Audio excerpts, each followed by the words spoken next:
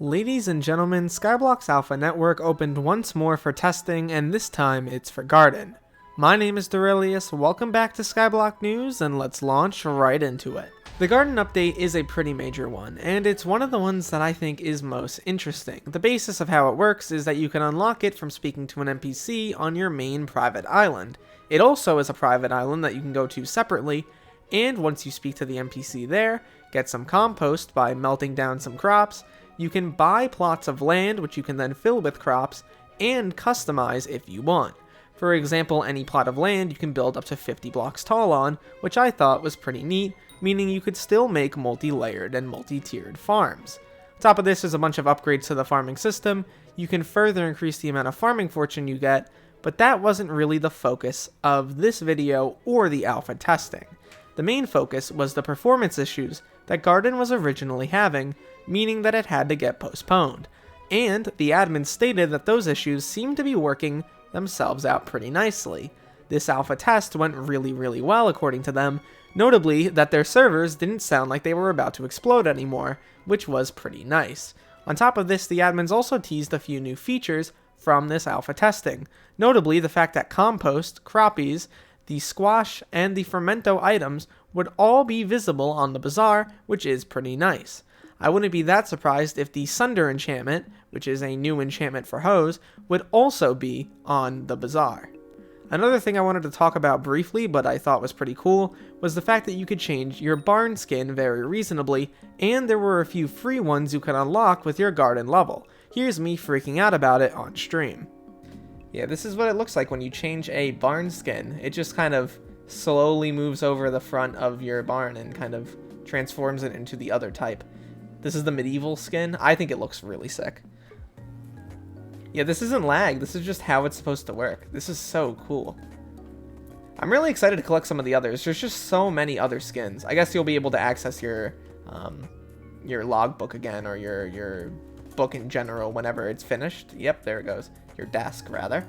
And then you can see that there is a bunch of other skins in the mart here. So we have a bunch for gems, a bunch for copper, which I like actually. I'm happy that a few of these are for copper and aren't necessarily for gems. But there's the cube one, the windmill one, the tavern one, and the cozy cottage for gems, the trading post, the autumn hut, the castle, the bamboo, and the hive for copper. Very nice. I would also like to see some of the NPCs give out some more of these, but I don't know actually what all the NPC rewards are, so I have no idea about that one. Aside from all of this though, the garden update looks to be progressing really nicely, and I'm really happy to see it.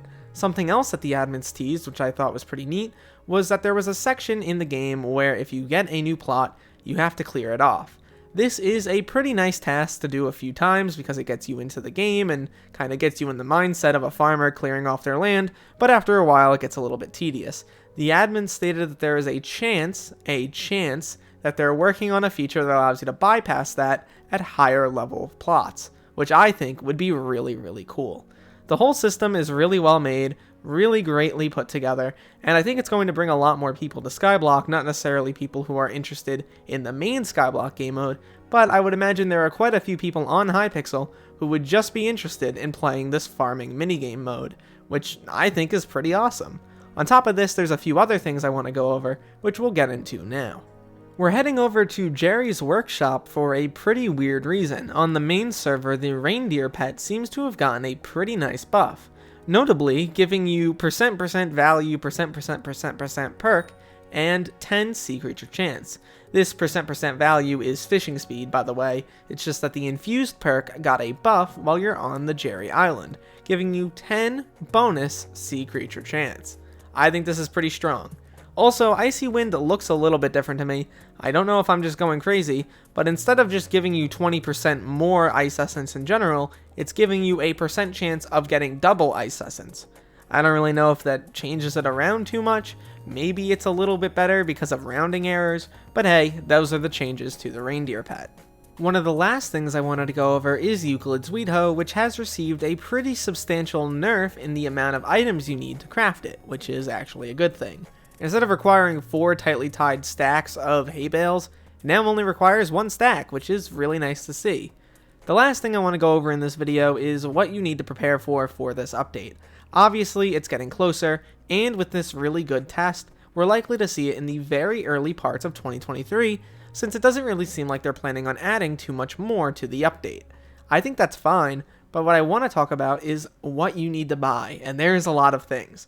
The first thing, and probably the most important thing, is that you get yourself at least a couple stacks of enchanted melon blocks. These melon blocks allow you to make the melon armor, which can be upgraded into Fermento armor. This Fermento gear is the highest overall tier of farming gear that you can get from this update, and it's a huge boon over the current armor sets that you can potentially make, giving you a lot of farming fortune. Aside from this, there's also the Lotus gear, but that's a little bit different, and you get that with the copper, which is a material that you'll be able to get from the farming update itself.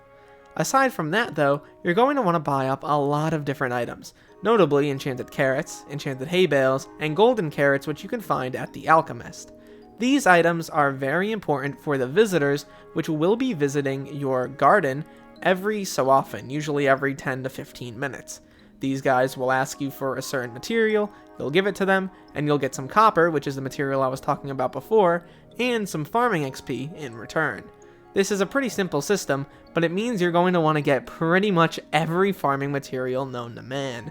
Things like, for example, enchanted mushroom blocks are useful for making Fermento armor. Things like, for instance, enchanted sugarcane are also useful for that. Pretty much everything farming related is going to be useful in this update. There's not just one best thing to invest in.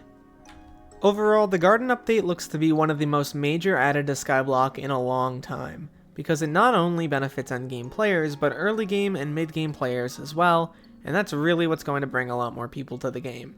The admins are doing a great job on this one. The update looks really solid, it was super smooth playing on it today, and I'm really excited to see whenever it comes out, probably in early 2023. At the end of the day though, my name is Derailious, thank you so much for watching this video till the end. Please make sure to leave a like and subscribe if you are new, and join my Discord down below for giveaways and updates, and look to the future fellas, because I will see you then.